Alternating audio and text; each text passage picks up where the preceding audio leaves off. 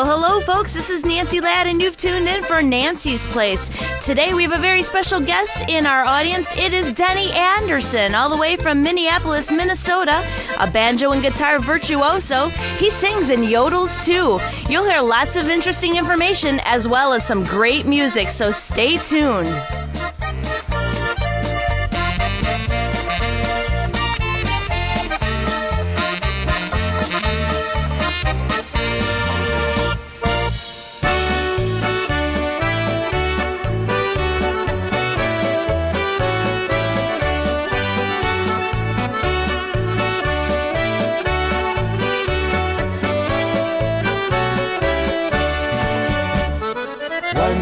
I saw you standing there with ruby lips and shining hair.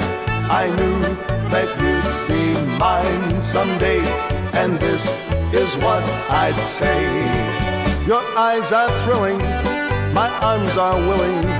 Your kisses fill my heart with so much love, and if you'd let me, you're steady, I'll be a happy pair forevermore.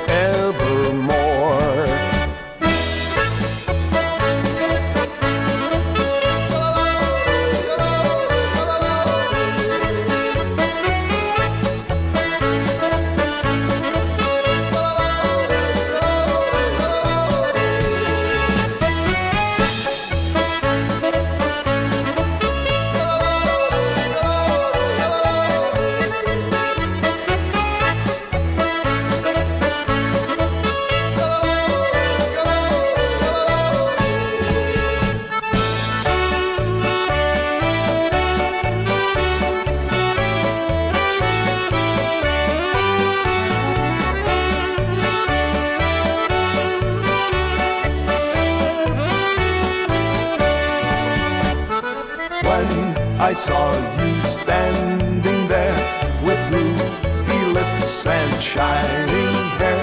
I knew that you'd be mine someday, and this is what I'd say. Your eyes are thrilling, my arms are willing. Your kisses fill my heart with so much love, and if you'd let me, you're steady, I'll be a happy pair forevermore. Your eyes are thrilling, my arms are willing. Your kisses fill my heart with so much love, and if you'd let me, you're steady, I'll be a happy pair forevermore.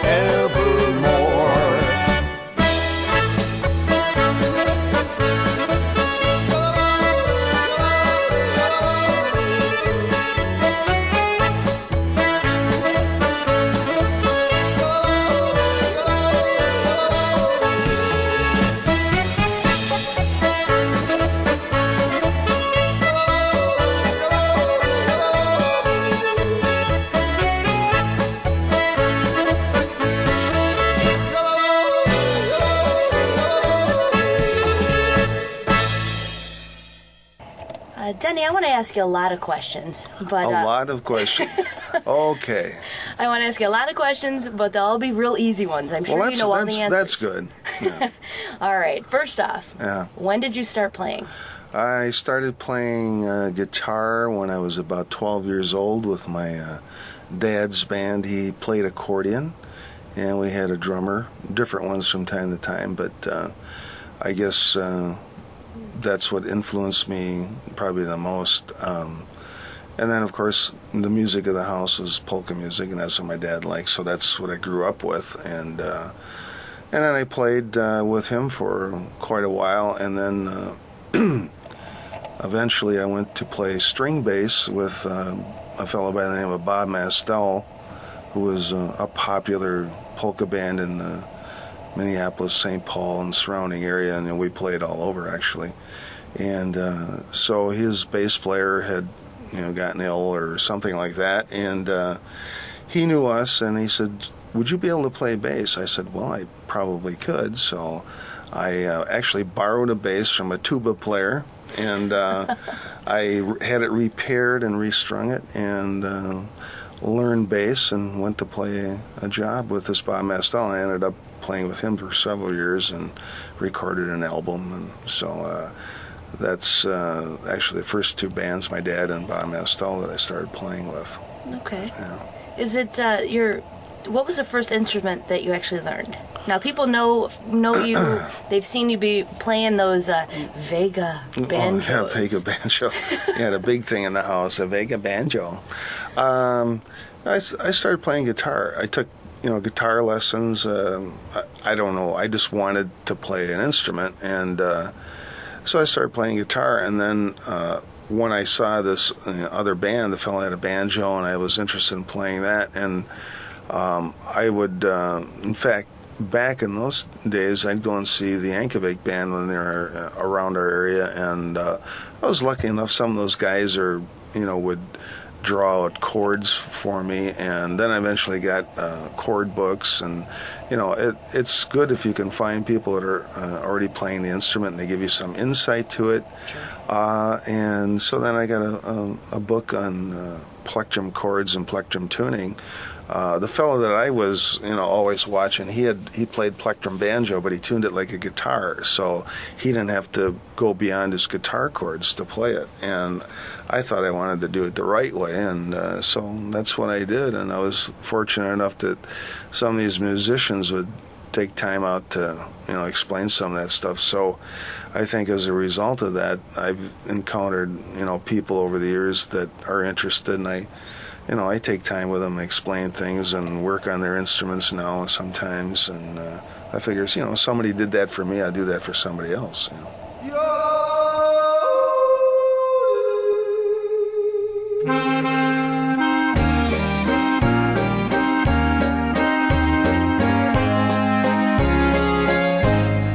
In the twilight mist, in the mountains, at a chalet in skies above, by a rippling stream in the mountain, we'll meet again here where we shall love.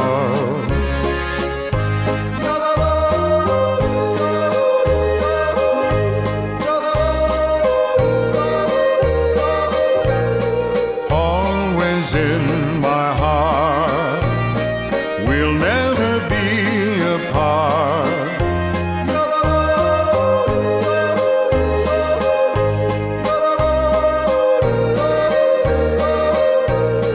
At our rendezvous forever, I'll love you. High in the mountain, a little chalet where nature's beauty abides. You're like that beauty from heaven above, artistry nature provides.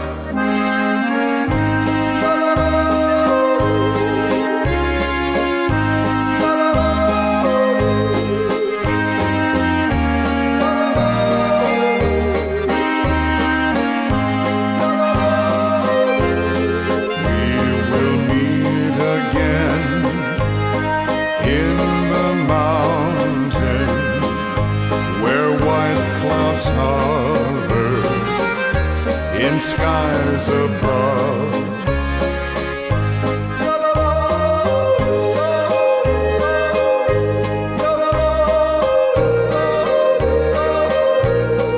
always in my heart, I know we'll never part.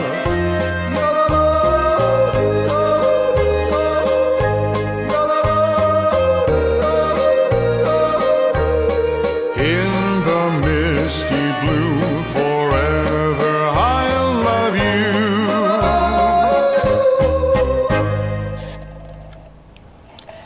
Denny, when you started, who were some of the people that you looked up to? Who influences your playing, or who started it? Who kind of gave you a kickstart on playing? Well, where I grew up in Minnesota, unlike, the Ohio area here, which was, and it probably still is known as the Polka town in Cleveland, Ohio.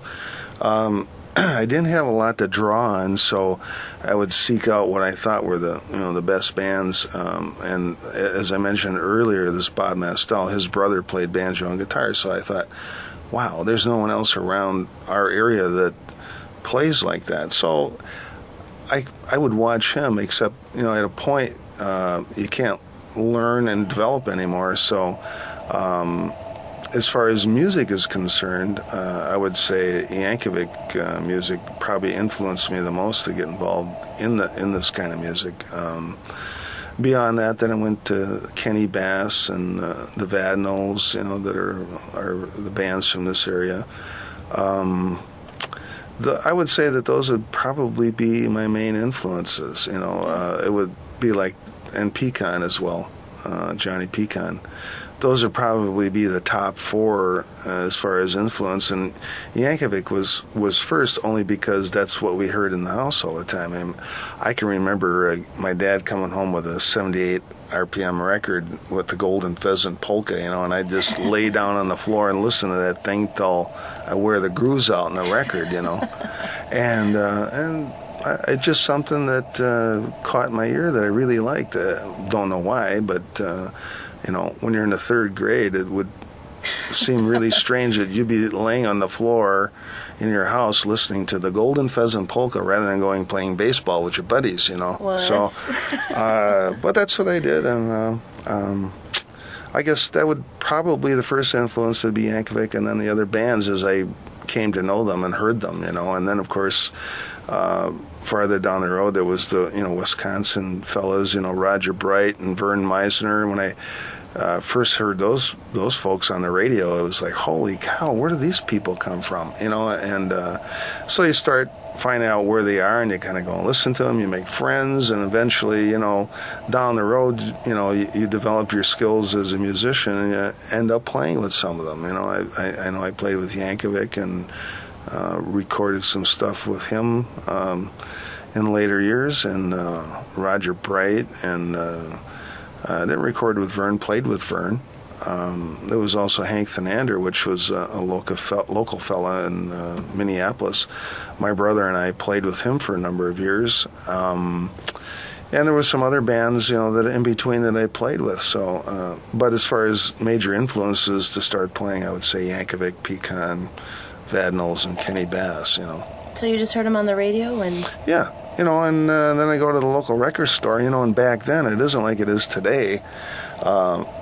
People, or the best groups, were on a major label, and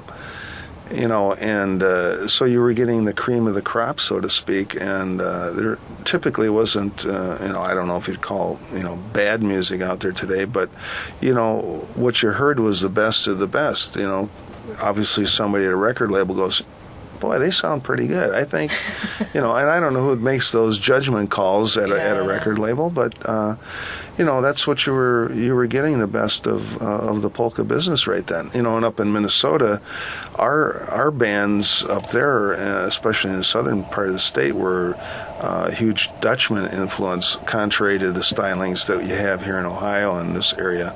Like Whoopie John and the Babe Wagner Band, and a lot of these other, the Six Fat Dutchmen, and a lot of those different bands. I mean, there's Elmer Scheid, and there was Fez Fritchie, and all of them were. It would be like a center of bands in New Ulm, Minnesota, like this area in Cleveland for the Slovenian music. Out there in our state, it was more that German style, and they all were from the same area. It would be just like here, but different style, Wow. And all nice guys, they were all doing their thing, traveling around in buses, Whoopie John and Six Fat Dutchmen and Babe Wagner, they were all pretty much big time bands. They were recording on major labels as well, so it was the best of the best again. So.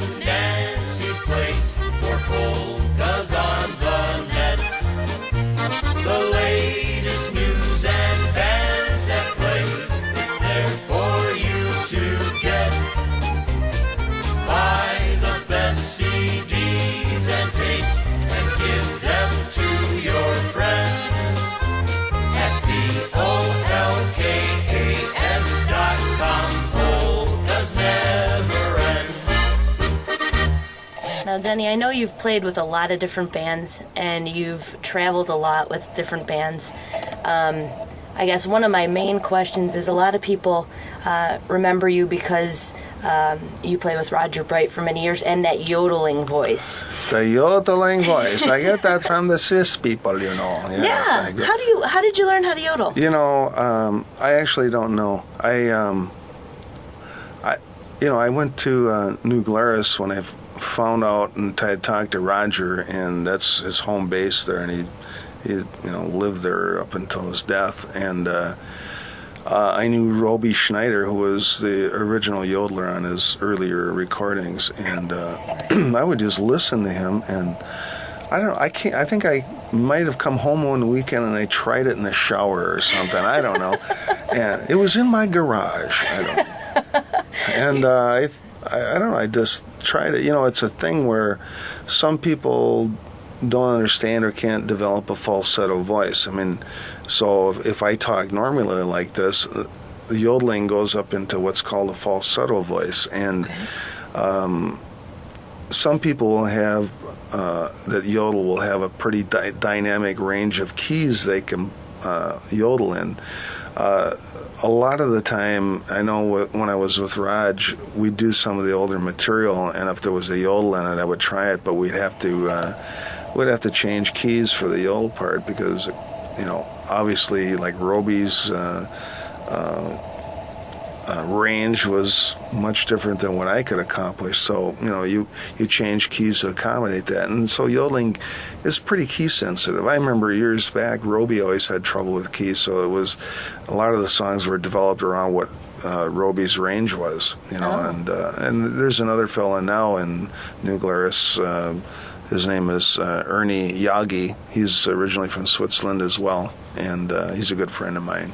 And he's got a great yodel voice too. He's with the Yodel Club in New Glarus, with these other folks, and but his voice to me stands out above all the rest of them. He's got that real dynamic, full quality to his yodeling, and I just think it's something that you have, or because a lot of people are really excited about yodeling. I mean, I always tell the guys in the band, heck, I can make a whole career out of 4 yodel songs, and that's pretty much the way it is. I mean, you don't have to be I think you got to pick and choose your material wisely. There's some of this very articulate, fast Austrian yodeling, which I can't do. And I do more of the melodic Swiss type yodeling, and so there are different variations on. There's cowboy yodeling, and it's all predicated on usage of vowels. Okay, really? A, E, I, O, U, Lu, like that, wow. and so you have to use the right vowel sometimes in the right location of the yodel. You can't do it. And there's also in some yodels where you actually use your real voice to get to where you want to go in the yodel. It's kind of weird, I'm not teaching yodel class here, but that's how it works. You really analyze it. And you don't. Sometimes you can do the same yodel twice in the song, and the second time you do it, you don't necessarily use the same vowels. Once you get into it and you feel comfortable with it, as I see it, the vowel will change on one note or another, and that's pretty much the way it is. I don't know. And cowboy yodeling is a little different too. It's a different feel and different style, and like there was a yodeling in was it Eddie Arnold's song? I can't remember what song it was, but I think that's the first thing I ever heard with some kind of caterwauling in there or something that they call yodeling.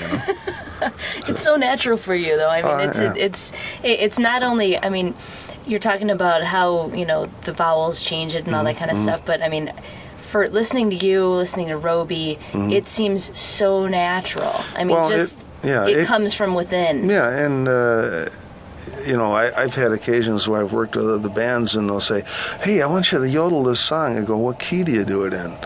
I said, "I'm sorry, I just can't do it." And people, even some musicians, will just have this idea that you can just go ahead and do this song, and I mean, it's virtually impossible. It's got to be the right key, absolute. Otherwise, you're just making. I will yodel for you when the moon is high above me. When you answer my call, I will know, my dear, that you love me. I will yodel like this, and I'll wait for you to meet me. You will yodel to me and come outside to greet me. I'll hold your hand. We won't have to speak to be heard. We'll walk and talk without even saying a word. We can yodel through life just as lighthearted as a feather. Hand in hand we will go, just yodeling through life together.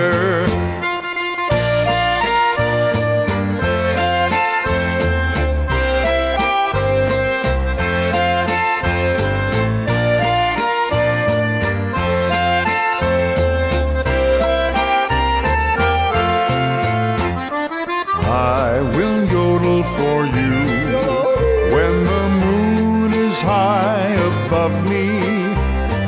When you answer my call, I will know, my dear, that you love me. I will yodel like this, and I'll wait for you to meet me. You will yodel to me and come outside to greet me. I'll hold your hand. We won't have to speak to be heard.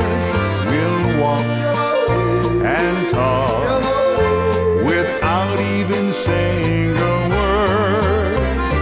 We can yodel through life just as lighthearted as a feather. Hand in hand we will go, just yodeling through life together.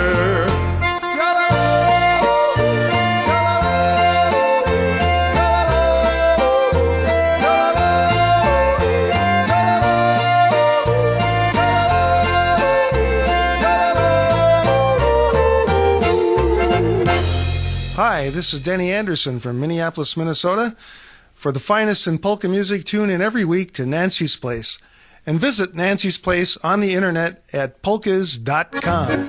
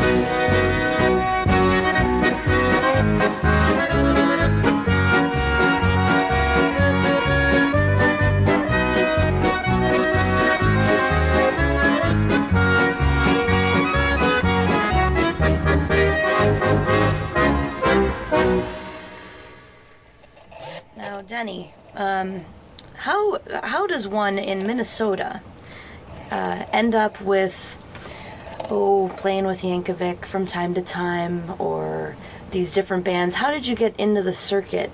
And then I'll ask you another good question. Well, yeah, that's a really good question. It was just amazing to me how I ever did it. I don't I don't know. I just kind of hung out a lot, not necessarily making a pest of myself or anything like that, but just developed a friendship with some people, in particular Roger. When I first heard his recordings, I'm thinking, holy man, I have got to find out where this town is at, Yeah. And actually way before that, I was playing, and I think this might be some material in some press release someplace that we developed when I did Squeeze Your Accordion with them, but I met Raj actually about 1964 in Virginia, Minnesota. I had played with this Bob Mastel that I mentioned earlier in the show. I was playing string bass at the time. And Frank had come up to Minnesota. This is a place where you'd play a week at a time. It was a nightclub restaurant in downtown Virginia. Really a classy place, well run. And the music of choice in that whole Iron Range area in Minnesota was the Slovenian style, because that's bulk of the population. Sure. And so they'd hire Yankovic and, at that time I think Frankie Kramer, and I think they had Bob Timko and, some of these other groups at that time. At any rate, I was up there with this Bob Mastel, and we played a week. And Yankovic followed us in. In fact, as we were tearing stuff down, Frank was coming with his, I think he had his bus up there at that time. Okay. In fact, I believe it was his bus, his old bus. And he had a fellow from Colorado that played steel guitar and banjo.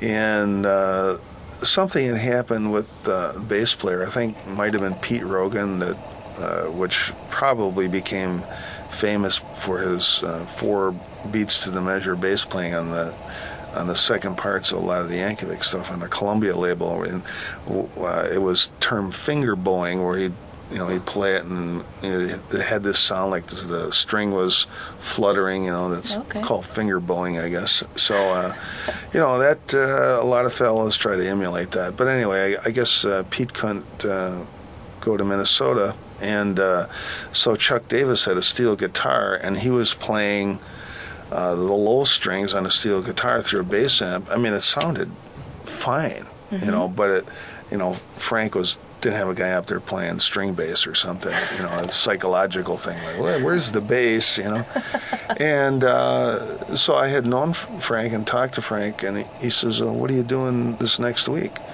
I go, nothing. I said, just going home, And he said, why don't you stay up and play the week with us? Well, on the band at that time was Don Kotzman, which was a fella from that lived near St. Louis, I believe, outside of St. Louis, and Chuck Davis from somewhere out in Colorado, and it might have been Adolf Pazadik, who was a fellow from Illinois, and I think Jack Porky was playing drums on that, and then it was Roger and Joey Miskulin, who was like, I think at the time 14, 15 years old. And so, I brought my bass in and played a whole week up there, and so I got to know Roger real well. Roger was just a nice, likable, easy to know kind of guy, And I think right after they left Minnesota, they went to Chicago and recorded Frank's first Christmas album. Oh, okay. Right after that. And I know Roger had already been on the band for a couple of years, and I think he was leaving the band, and then Joey was going to take over his position, and they'd worked that all out with Frank, because Frank was always traveling, so it didn't leave him stuck for somebody. Right. And so Roger left, and I think Roger also came back and played some other jobs with Frank, and then they did Movie Time album, and they did Polkas, Just for Fun, a lot of those Columbia albums, and Sure. I don't recall all the names, but Roger's on all of those.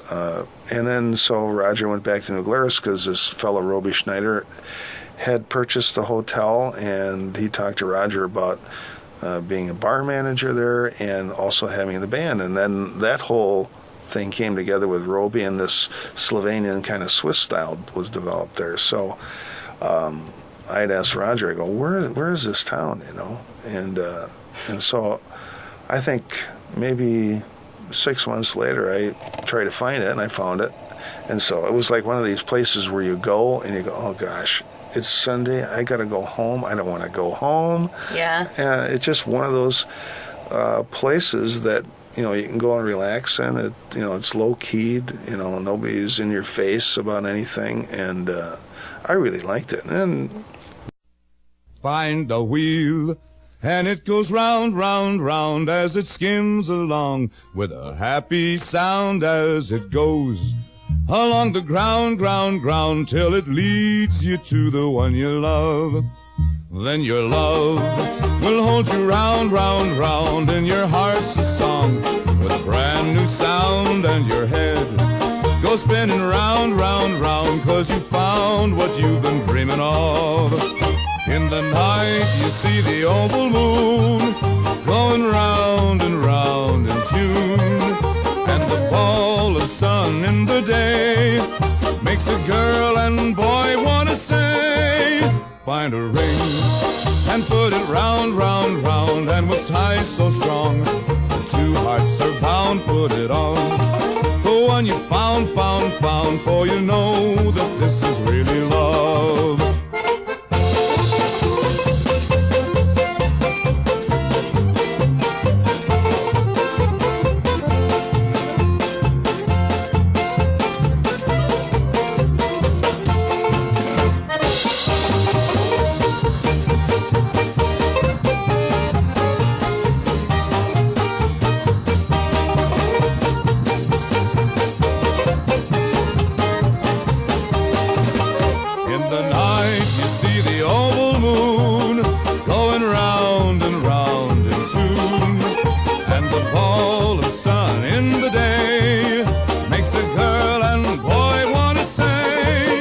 Find a ring and put it round, round, round, and with ties so strong the two hearts are bound, put it on the one you found, found, found, 'cause you know that this is really love, 'cause you know that this is really love. Just over a period of time I developed a friendship with Raj, and then later on started playing a few jobs on banjo, you know, with him, and I think I played bass. In fact, I can recall one time when Gene Tebow, the singer that was with Raj, he got married, and I actually played drums, if you can believe that. I wouldn't admit to it other than right here, but, you know, I wouldn't call it playing drums. I was just sitting behind them, you know.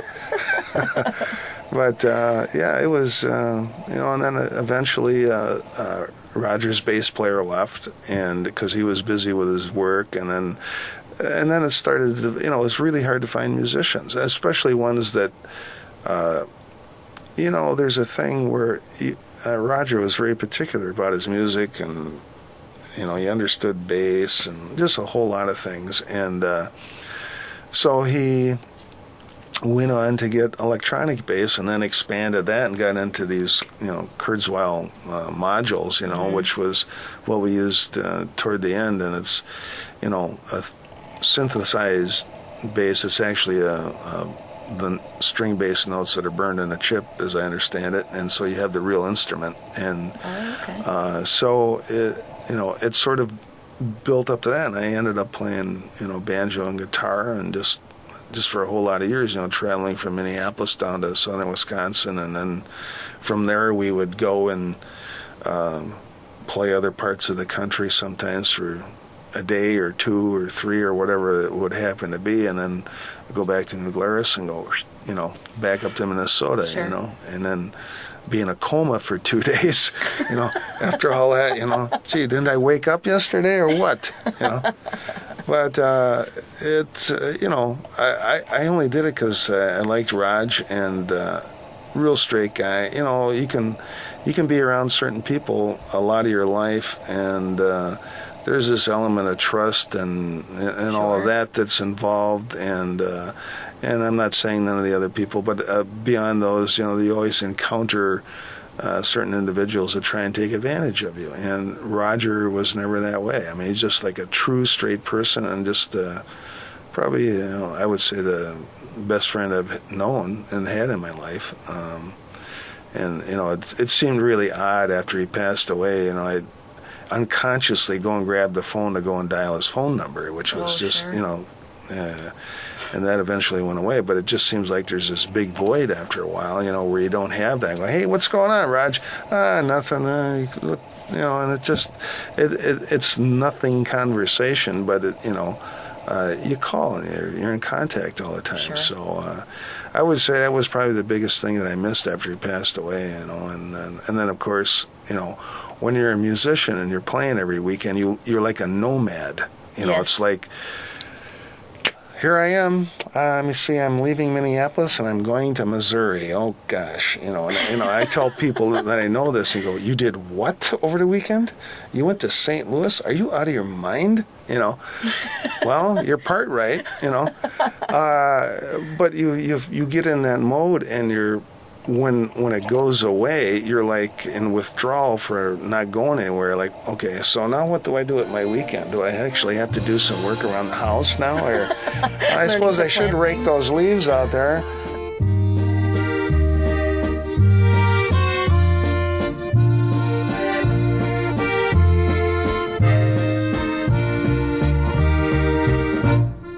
Please forgive me, just forgive me. Won't you tell me? I need to know. And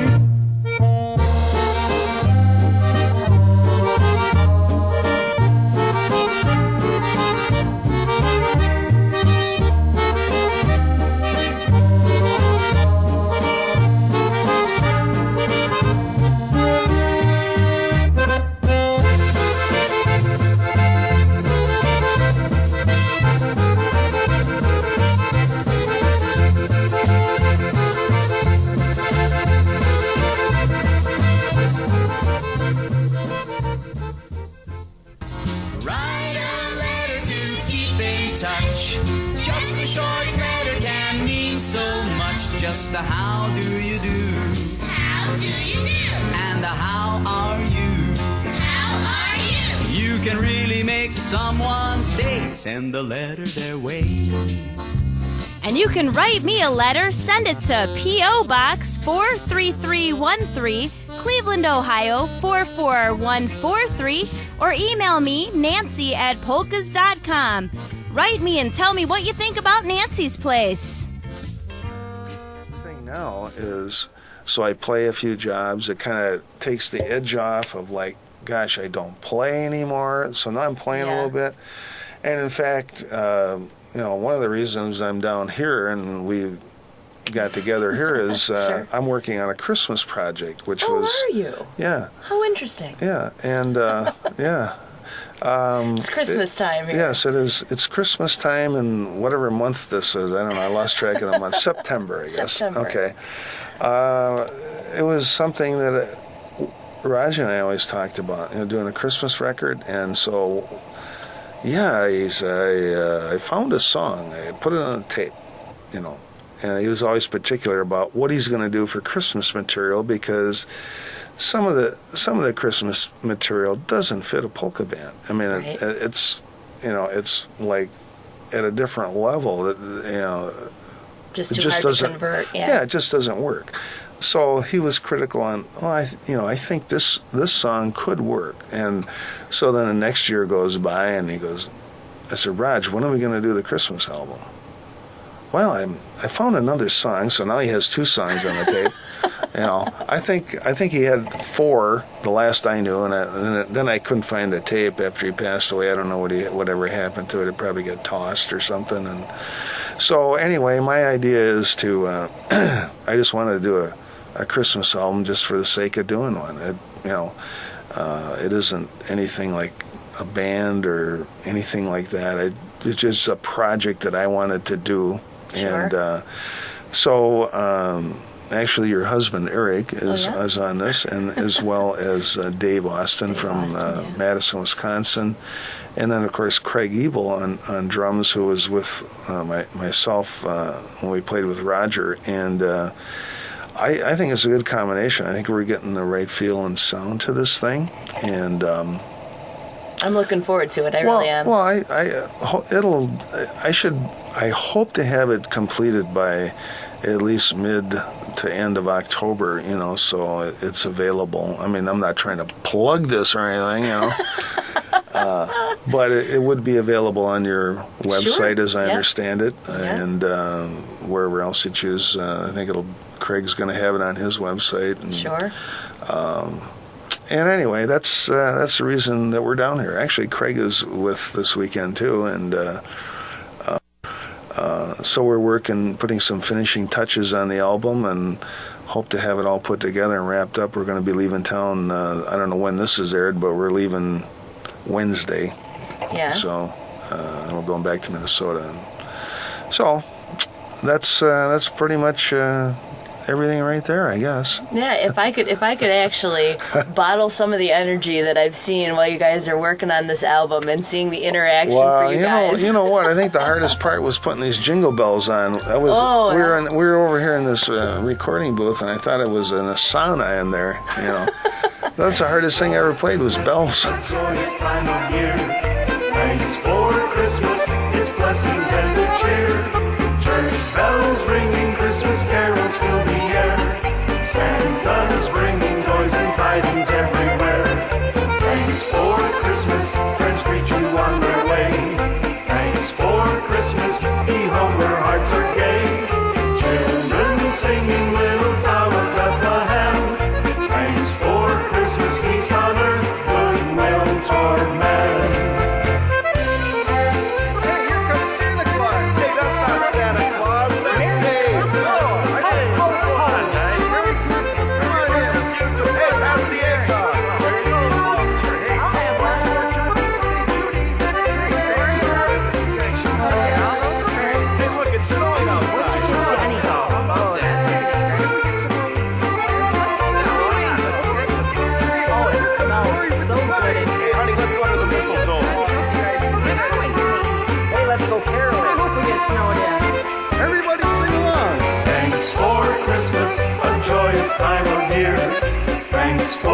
Christmas, its blessings and good cheer. Church bells ringing, Christmas carols fill the air. Santa's bringing toys and tidings everywhere. Thanks for Christmas, friends greet you on their way. Thanks for Christmas, be home where hearts are gay. Children singing, little town of Bethlehem. Thanks for Christmas, peace on earth, goodwill toward men.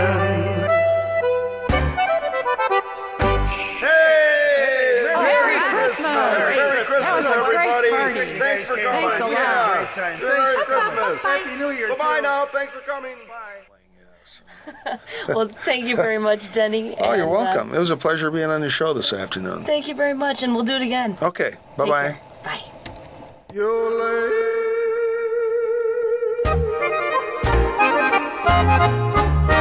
Let stormy winds blow and snowflakes fall.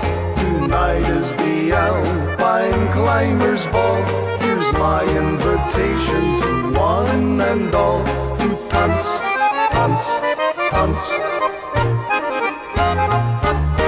The music begins and hearts are gay. There's laughter and joy in our chalet. The girls all are pretty and so I say, let's dance, dance, dance. It's the night of the year that was meant for good cheer. Every brave mountaineer finds a true sweetheart here. There's a bright moon aglow on the rooftops below. Let the lager beer flow with the yodelio. Let stormy winds blow and snowflakes fall. Tonight is the Alpine Climbers' Ball. Here's my invitation to one and all to dance, dance, dance.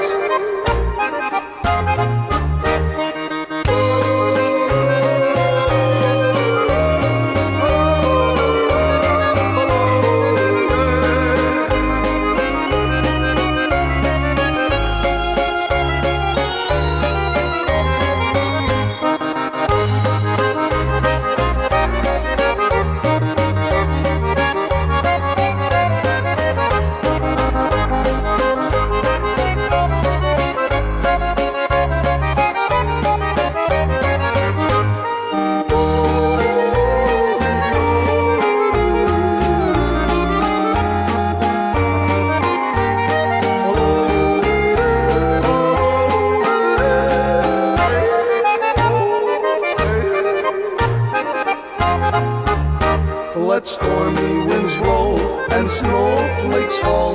Tonight is the Alpine Climbers' Ball. Here's my invitation to one and all to dance, dance, dance.